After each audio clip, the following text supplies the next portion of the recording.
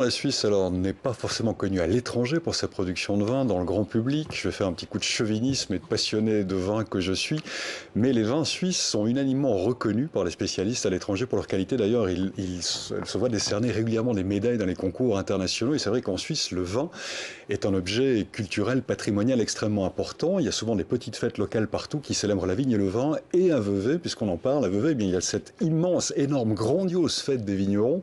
Grandiose pourquoi? Parce qu'elle a lieu une fois par génération, elle ne peut avoir lieu qu'au maximum 5 fois par siècle, donc environ une fois chaque 20 ans. C'est ainsi que le règlement le souhaite. La tradition remonte à la fin du XVIIIe siècle, vers 1797, c'est les premières archives. Et cette année, eh bien, ce spectacle a lieu dans une arène qui est temporaire, construite tout exprès pour cela, 20 000 places, sur la place du marché à Vevey. La mise en scène est assurée par une star en la matière, Daniele Finzi Pasca.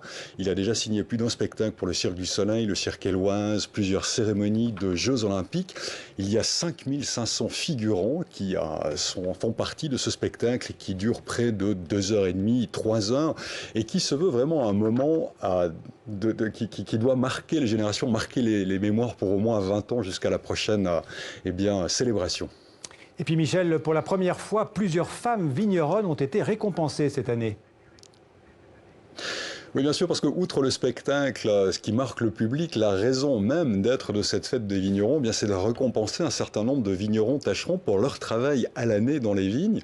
Voilà, il y en a une cinquantaine, soixantaine qui sont ainsi célébrés. Pour la première fois, lors de cette édition, eh bien, des femmes ont été honorées. Elles ont reçu certaines médailles de bronze, d'autres médailles d'argent, d'autres médailles d'or. Il y a eu 6 médaillés d'or, 6 lauréats qui ont reçu le prix le plus prestigieux. Et parmi ces derniers, il y avait une femme, Corinne Buté, et j'étais présent hier à la première, et je peux vous assurer que toutes les femmes ont été, mais vraiment chaudement ovationnées par les 20 000 spectateurs, particulièrement Corinne Buté, et cela traduisait, eh bien, non seulement la reconnaissance de son métier, de cette profession qui se féminise, mais qui voulait aussi évidemment dire, eh bien, qu'on souhaitait que la place des femmes dans la société, que leur travail soit mieux reconnu, mieux rémunéré, et vraiment, il y a eu des frictions qu'ont parcouru les 20 000 spectateurs lorsque ces femmes ont été véritablement ovationnées hier soir. Michel, vous allez participer à cette fête des vignerons? Alors en tant que spectateur, Xavier, pas en tant que figurant.